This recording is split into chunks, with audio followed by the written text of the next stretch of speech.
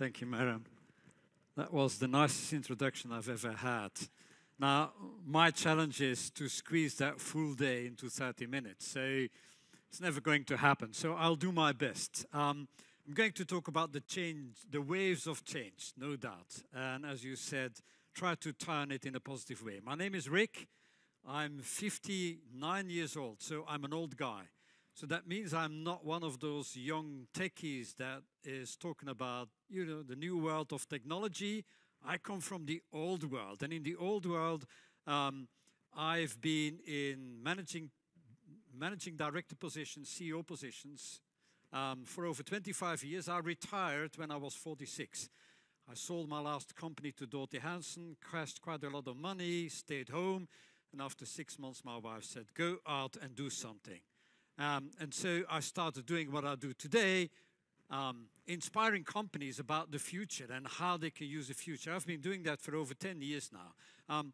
And in business, I've always been the youngest. I was always the youngest director and the youngest managing director and the youngest CEO in my organizations. And I'm one of the oldest in the circuit. So, and in between, there's nothing. Okay. I'm going to try to talk about the future. The future has arrived. The future is already here. Let's not talk about the future. Let's talk about the future that's already here. And I go back 7 years to Jamie Dimon. Jamie Dimon saying, I lay awake at night because of the startups in Silicon Valley. The startups in Silicon Valley are eating Wall Street's lunch. That's 7 years ago. So the future is now. 7 years ago, he said, I'm scared about the startups. Do we really have to be scared about the startups? You know, the guys with those stupid names. And if you want to find a stupid name for your startup, there's a search engine that you can use to come up with stupid names. And even if you have no idea what you're going to disrupt, there's even an ideation creator for startups. So if you're young guys and you want to do a startup, go to a search engine, and then the search engine will tell you what startup you can start. Do we have to be afraid of them?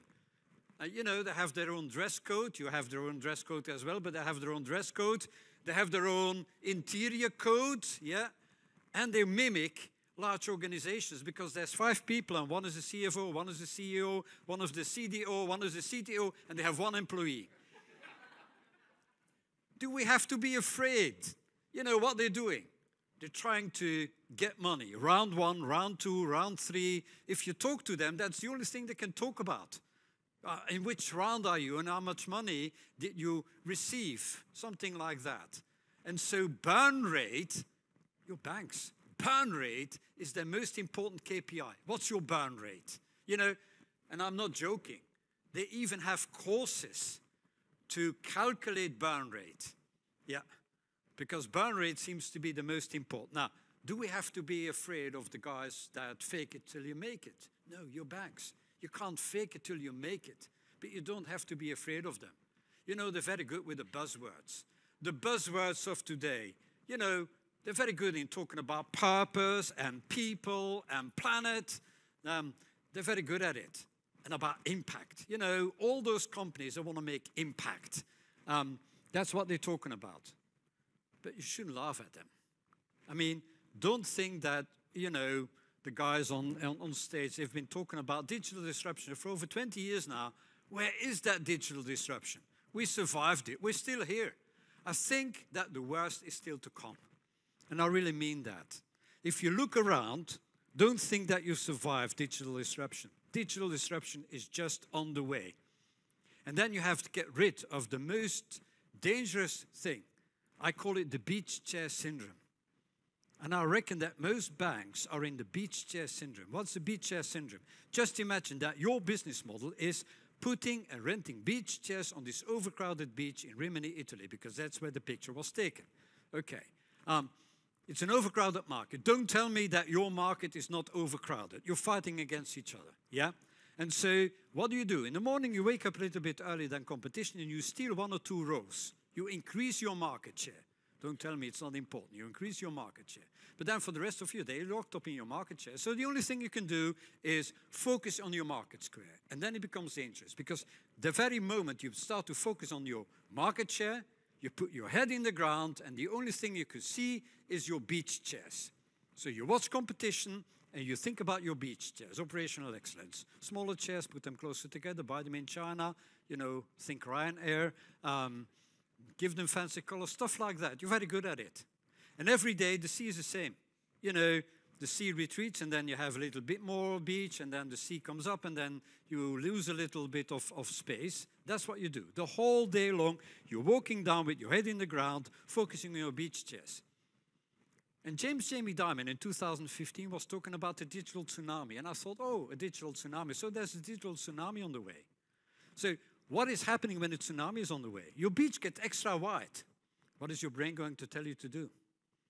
Put more beach chairs on the beach. And even if you look up and you see that small wave on the horizon, your brain is going to minimize the wave. Your brain is going to say, yeah, but that wave is not going to be that big, and the impact is not going to be that huge, and I've still got plenty of time. We'll deal with it when it happens. And then you're still on the beach. When the tsunami hits your beach, the only thing you can do is scream and run. So watch the ocean.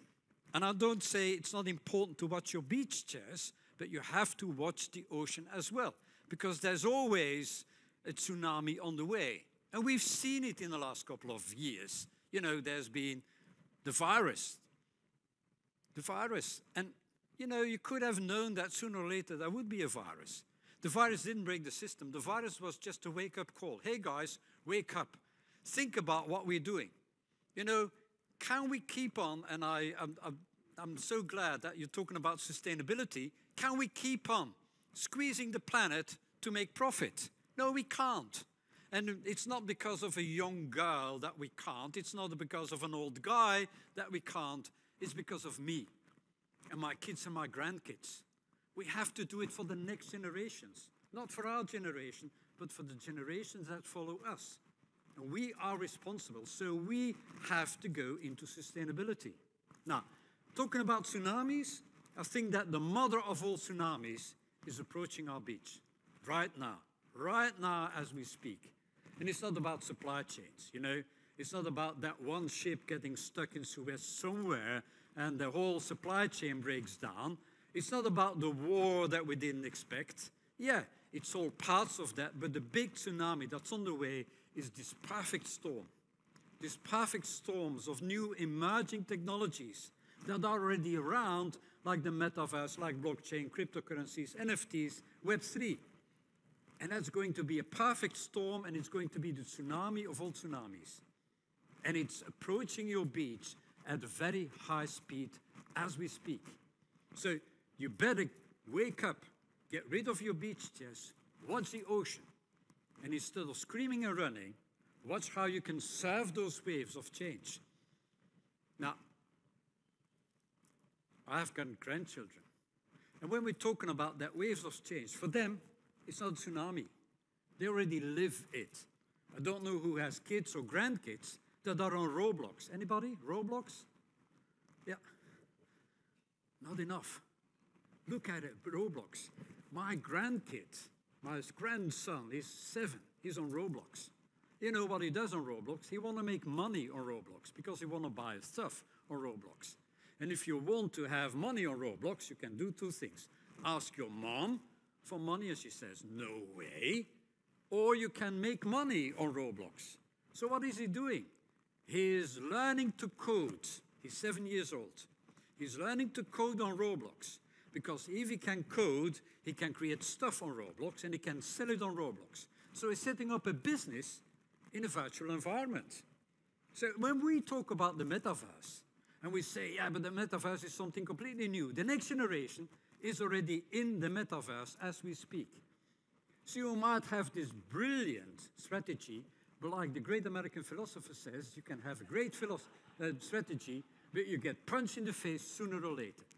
And know that the punch in the face is on the way. So if you work in banking, you better start upping your game. You better start upping your game for the next generation. So the big question here is how to still be relevant for people and society in 2035.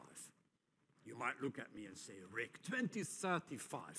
Why do we have to worry about 2035? I've got one very good reason.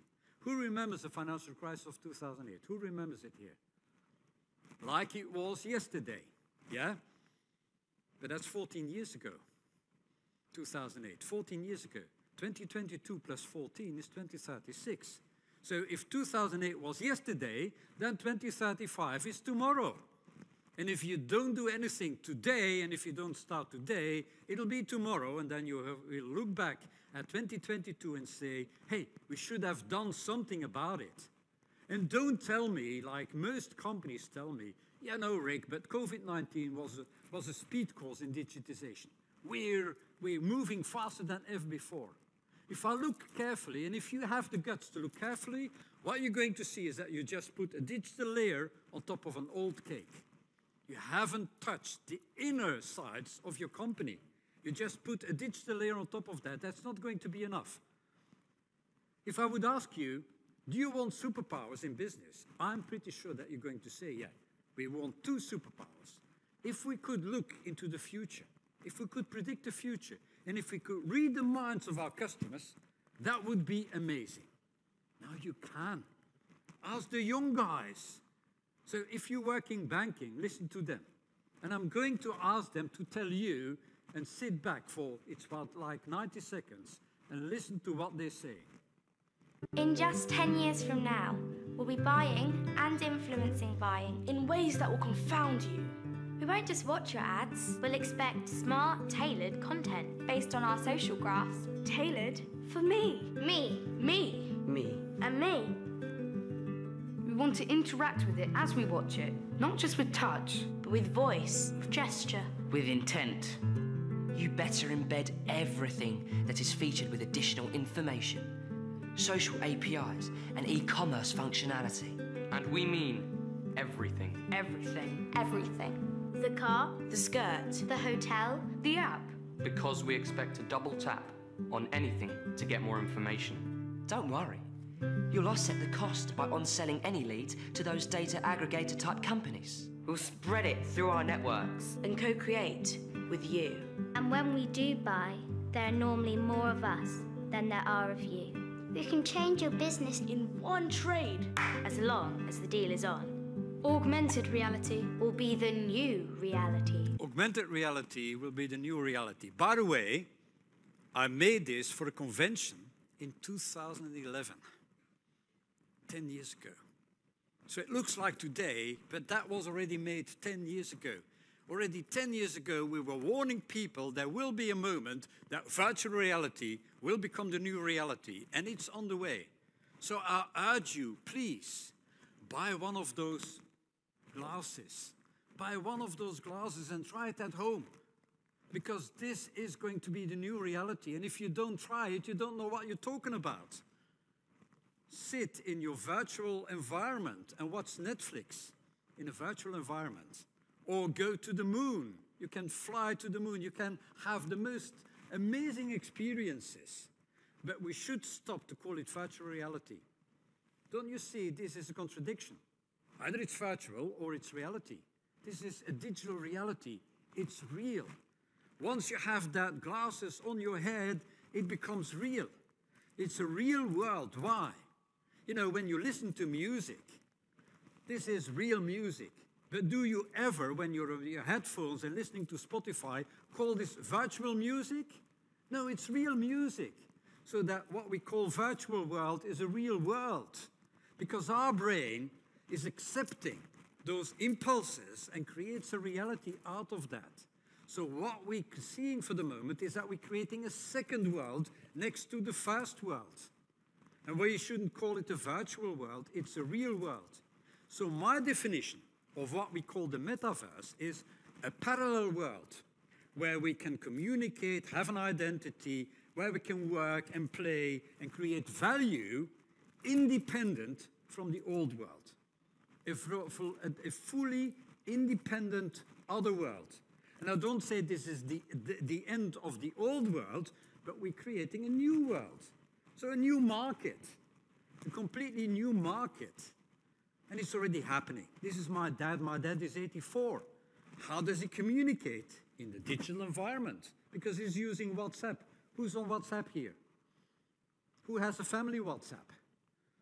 You're already in the metaverse when you communicate. Who has a virtual identity on LinkedIn? That's a virtual identity. It's not your real identity, it's a digital identity. You were talking about remote working. It's a digital environment to work in. So it's already happening. So we do already have that virtual world. The only thing that was missing until now was how do we create value in that virtual world independent from the old world. I bought Bitcoins, and kill me for that, in 2013. But when I calculate the value of my Bitcoins, I still do it in old money. So that's like my dad still, when he's talking about euros, still calculates in old Belgian francs. But that's going to stop at a certain moment. At a certain moment, those cryptocurrencies will become real currencies, and it's already happening. At Roblox, people buy virtual Gucci bags, digital Gucci bags, for more money than the real Gucci bags. You might say how stupid that is. But let's face it, a Gucci bag, what's a Gucci bag? It shows off how much money you have. And people want to show off at Roblox how much money they have. For them, it's real. So that's why it's a completely new market. So don't tell me that it's going to be the roaring 20s. It's going to be the twilight 20s. A zone in between, a slowly fading, old normal. I don't say it's dying, it's fading, and a new normal that's on the way, that's being designed for the moment. And with that in-between zone, you can do two things. Either stick to the old normal and then you miss half of the market, or move back in the old normal, but also move into that new normal. Also move into that new world. We have a unique moment. We're in a tipping point in human history. We are confronted with a new customer, and we are being confronted with a new society. And if the customer society changes, your business environment changes. And when your business environment changes, you can either ignore it and stay on the beach, or you can make use of it. And that's the ultimate choice that you have right here today. Let me do a test, a short test. Take all your smartphones. Take your smartphones, please. Don't look at them, because then I'll lose you for the next 3 minutes. But take your smartphones and take a deep breath, because this is going to take courage. And pass your smartphone to your neighbor. Okay. Now, you can have it back. You know, when we're talking about impact, this is impact. Yeah? You can't live your life without that smartphone anymore. These have become the 3 biggest fears of our generation. Yeah? Running out of battery power is running out of life. So don't tell me that the metaverse is something only for the young people. You already live your life out of your smartphone, and that's your entrance to the internet. And the metaverse is only a 3D version of the internet. We've turned into zombies, smartphone zombies. You've all been infected by the biggest virus ever, the smartphone zombie virus. You know, this is Bodengraven. Bodengraven in the Netherlands, where they have traffic lights for zombies, because the zombie is always walking with his head in the ground. So you may have to make sure that they see when the light is red. So you put it in the ground. But that has devastating effects. People become the center of the universe. People no longer walk into a museum to look at the painting. People walk into a museum to take a selfie with the painting in the background. And for me, this is the picture of 2016. Hillary Clinton running for president, becoming the background for people's selfies. But it's not what you think it is. It's Hillary Clinton that has asked people to take a selfie. Why? Because there's only 100 people that see her.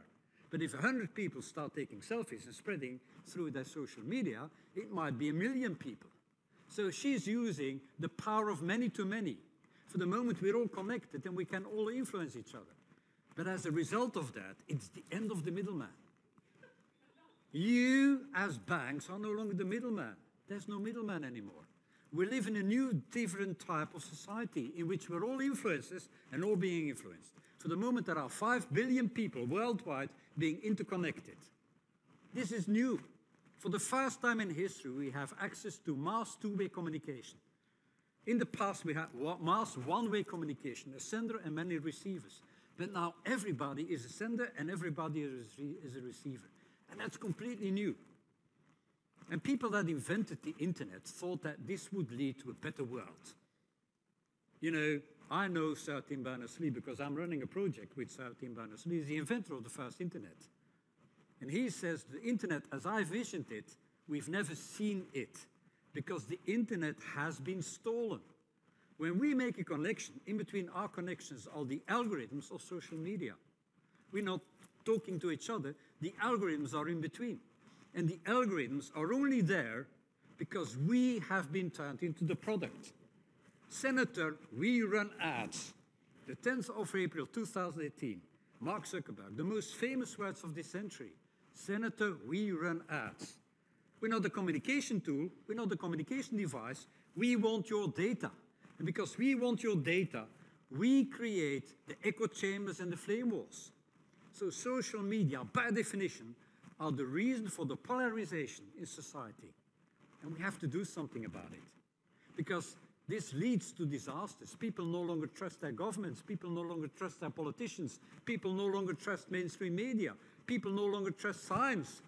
People no longer trust you as a bank. We don't trust the middleman anymore. We go back to the dark Middle Ages if we're not careful. So we have to do something about it. It's happening. We have to reset the internet. We have to create an internet in which this is impossible. And it's not the future, it is happening. The same Sir Tim Berners-Lee is creating, together with a bunch of people, a new internet, what we call Web 3. And beware, Web 3 will be here within 1 year, within 2 years, within 5 years, max. And it's going to rewrite the rules of the game. Just imagine your business without the internet. You can't. But if the nature of the internet changes, the nature of your business is going to change. So you better be aware what the internet is going to be, that new internet. It's no longer Web 1, read only. It's no longer Web 2, where we can read and write, and some companies can become filthy rich without data. Web 3 will be read, write, and all of you will stay the owner of your own data and will be able to monetize your own data. When I talk about money, that should ring a bell. People can create their own value. So at a certain point, they will go to whoever to help them to turn that value into real value and to keep track of that. That's what you've been doing in the old world. So it's a huge opportunity what's going to happen. But don't expect it to do from a central point of view because it's no longer central control, it'll be something new. It should be something that is controlled by everybody. And when I talk about that, then everybody should see the blockchain. The next big thing will be a lot of small connected things. The fact that we're all interconnected opens up a completely new way of dealing with value. The fundamentals of blockchain is the power of the network, is huge computing power, and automation. Those three elements are here. And what is blockchain? I'm going to try to explain it very, very, very fast. There's two people that make a transaction. In the old world, we put it on paper. In the new world, we turn it into a digital block. Okay, that's the first. Now, then we make sure that we represent that digital block into, a block. And then we communicate that block, that transaction, to everybody in the network. We ask everybody in the network, do you validate that transaction? If everybody says yes, then we validate that transaction. But that's not secured. To secure it, we put a layer of transcripts around it, crypto. We cryptonize that block. That's what we do. And cryptonization is asking a lot of computing power. So we need a lot of computing power. That's the famous mining. Now, we've created the block. We've put crypto around it, cryptography around it to secure it. And then we put it in the chain as the last block. And by putting that last block in the chain, we make secure that nobody can touch the blocks before that last block in the chain. So there's a double security, a triple security. It's being secured as a block, it's being secured by cryptography, and it's being secured by putting it in the chain. As simple as that, that's blockchain. But that can only happen in the world as we know it today. Yeah, and I can't go into detail here because we're running out of time, but we have our concerns. There are concerns still with blockchain, so it's not being solved to 100%, but it's going to be solved sooner or later. I'm pretty sure about that. NFTs is the same. What is a non-fungible token? A non-fungible token, I've written a book. That's my book. Every book is interchangeable. But when I want to give Maram a present, and I write my name and her name in that book, then that book becomes non-fungible, because then it becomes a unique copy of that book. No longer a book that you can exchange, it's your book at that very moment. And if we then encrypt it with the blockchain, then it becomes an NFT. It's as simple as that. It's not more difficult than that. So what you have to realize is if the rate of change on the outside exceeds the rate of change on the inside, the end might be near. But I'm not here to tell you the end is near. I'm here to tell you this is a huge opportunity because we are in the middle of a tipping point in human history. And the last tipping point in human history was the end of the Dark Middle Ages here in Europe. You know what happened at the end of the Dark Middle Ages? That was the birth of modern banking. So banks have always been making use of tipping points. We're in the middle of a next tipping point. So be that bank the origin of species. There is a whole new market opening up. A digital market, a second world in which people are going to create value. And people are going to be able to create value out of their own data. Make use of that. Companies are already doing that. The Nikes of this world already realize that there will be a lot of money going around in that world. That's why Mark Zuckerberg wants to be there as well, because he wants to turn us into products in the metaverse. So what we have to realize is that we are entering a 3D web. You're always on the web. You can't imagine your life without the web anymore. When the web becomes a 3D environment where you can live and be and spend time, then the power of the internet is even going to increase. So don't be blind for it, please.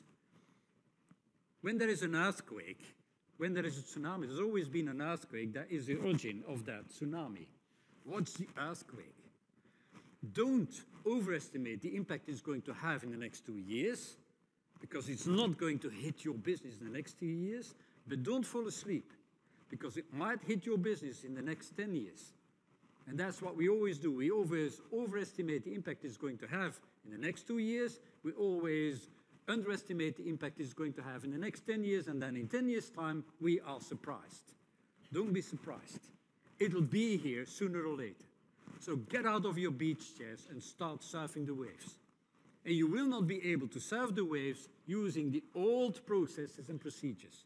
You will have to come up with new processes and procedures. The danger is, if we fight it, if we fight this new value creation, we push it to the underground.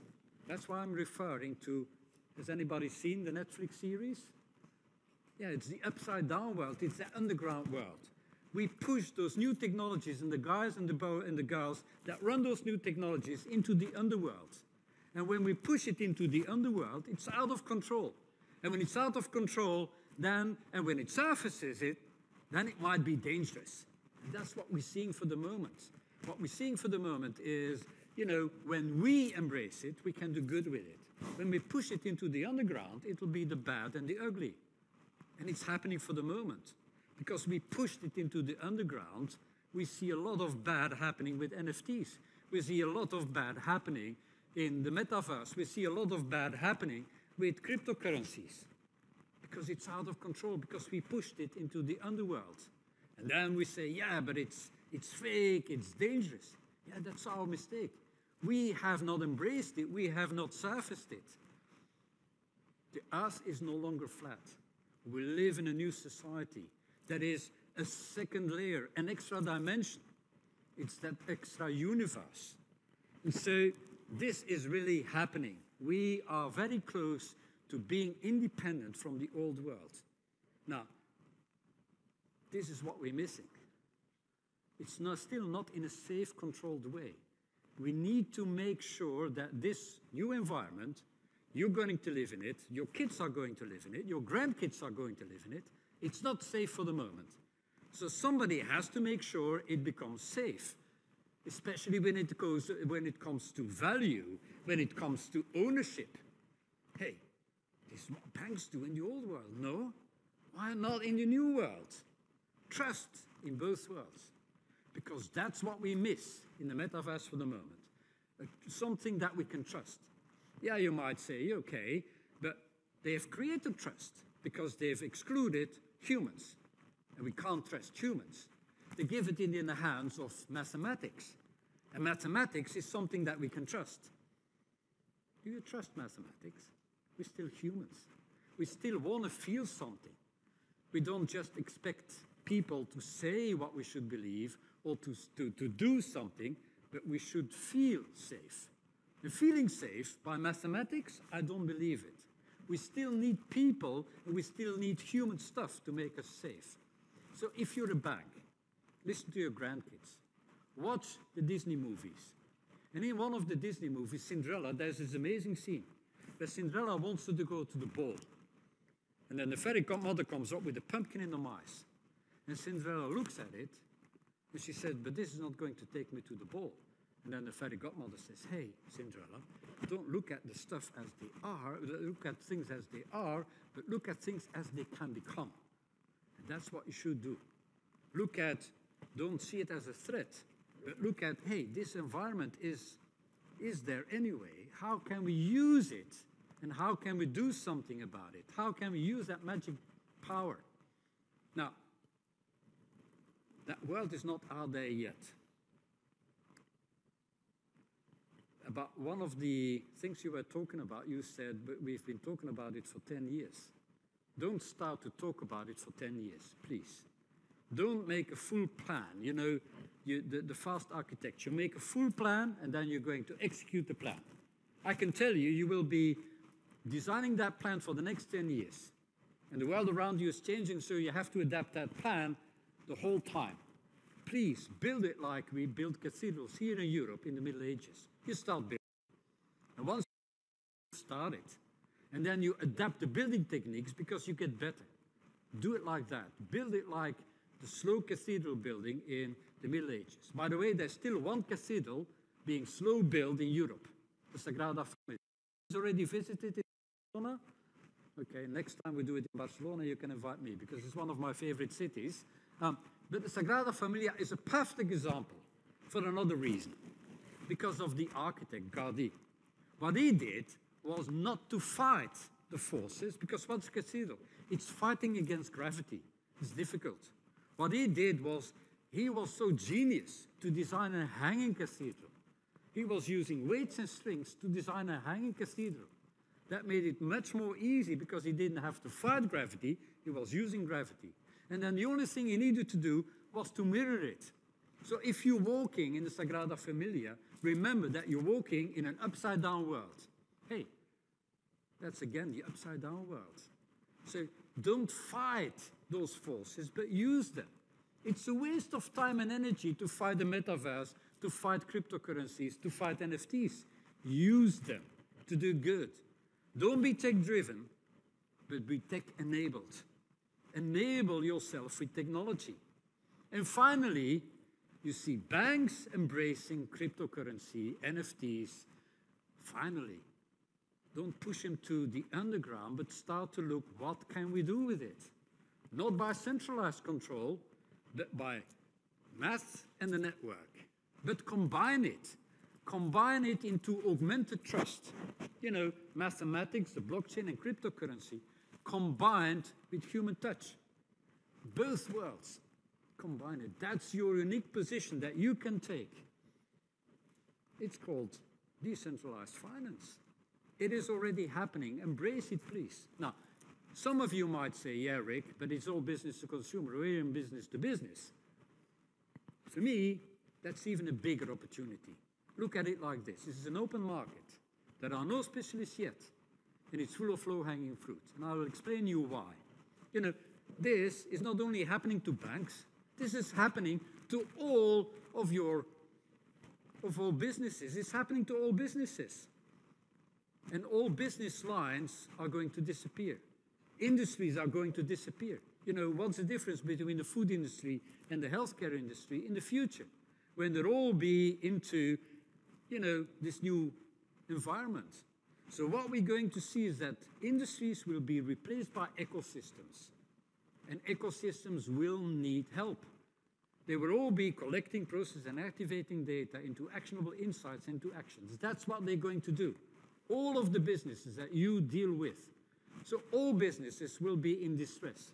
All businesses will be looking, and all businesses will be trying to find out how they can work together on one hand and create autonomy on the other hand. That's what they're going to be looking for. So there's a unique possibility for banks to become the trusted platform to combine collaboration on one hand and autonomy on the other hand. For me, this is a once-in-a-lifetime unique opportunity where you are the platform, where you can help businesses to share their data in a safe environment, where you can help businesses to share infrastructure in a safe environment, where you can help businesses to collect and process data and turn it into information. And then it's up to businesses, it's up to you to also create a safe environment of, you know, transactions and of connections. And then it's up to every participant, every business, to use the information on your platform and turn it into actionable insights as their autonomy. And actionable insights is products, services, and business models. So you can create, in this new universe, a magnificent help for all businesses. You can help them to collaborate, share data, and on the other hand, develop new businesses in this new environment. You can do that in a unique position. But remember, it needs to be relevant for the participants. And now we come to, there's no difference anymore between business to business and business to consumer, because the platform as such also needs to be relevant for the end user, being people. So in the future, we're no longer going to talk about business to business or business to consumer. We're going to talk about people to platform and platform to people. If you do it right, you create an exponential double flywheel. The better the applications of the participants, the more data. The more data, the better the platform. The better the platform, the better the applications. The better the applications, the more data. And you can be the center of that. You will be unmissable for people, and you will be missed by business if you're no longer there. And then you have real why. Be the trusted partner. And you can take that position in this tipping point. But if you want to do that, show your heart. Be honest, be ethical, be authentic, take your responsibility and be transparent. And you can only take your responsibility and be transparent if you embrace blockchain. But put that human layer on top of that. This is a unique opportunity to create best of both worlds. Don't stay in the old world, because then you're going to miss that opportunity, because then others are going to grab that opportunity. Take that opportunity. This is a once in a lifetime. Now, you noticed I'm at the end and I'm over time, but for you guys, this is only the beginning. For you guys, I hope this is not the end. You can't go back and change that earthquake. That earthquake is there. The tsunami is on the way. But you can look where you are and change the ending. And that's this once in a lifetime. There will be no other generation than this generation sitting here that has got that potential. Now, I didn't finish my story. You know, there's a pumpkin in the mice. But the fairy godmother uses magic power, and then that pumpkin in the mice turn into a carriage and white horses. But within a business talk, and you might say, Rick, hey, magic in a business talk. Where's the magic? The magic is here. The magic is in your heads. Assumptions kill companies. We all remember that famous speech by the Nokia CEO in 2016 saying, we didn't do anything wrong, but somehow we lost. We didn't do anything wrong, so we didn't do anything. Yeah, that's stupid. And why didn't you do anything? Because it was based on assumptions. We assume that people will still buy Nokia phones. That's the assumption. Assumptions kill companies. So what's a perfect antidote for assumptions? It's curiosity. So I do a plea for more curiosity in organizations. And what's curiosity? Now, yesterday was Saturday, so then I go shop with my wife, and then this happens to me.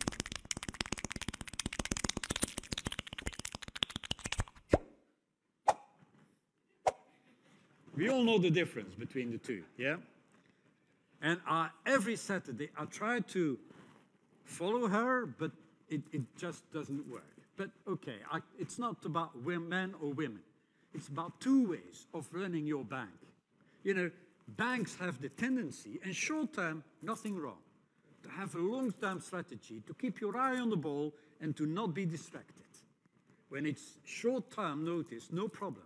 When you do that for the next 10 years, I know for sure that you don't see the tsunami coming. So I do a plea to combine that with a long-term, curious vision upon what might happen. Because I'm talking about the metaverse. I'm talking about Web3. What it's going to be, I don't know. I know it's going to be different. It's going to be a new universe. How exactly, I don't know. So if you're not curious, you're never going to find out what it's going to be. So I do a plea to think about the new KPI, the net curiosity score. If you can measure and enhance the net curiosity score in banks, then you will grab this once-in-a-lifetime opportunity. And with this note, I want to say thank you very much. And I hope you have the rest of your day, a very inspiring day. Let the games begin, because you're ready for it. Thank you.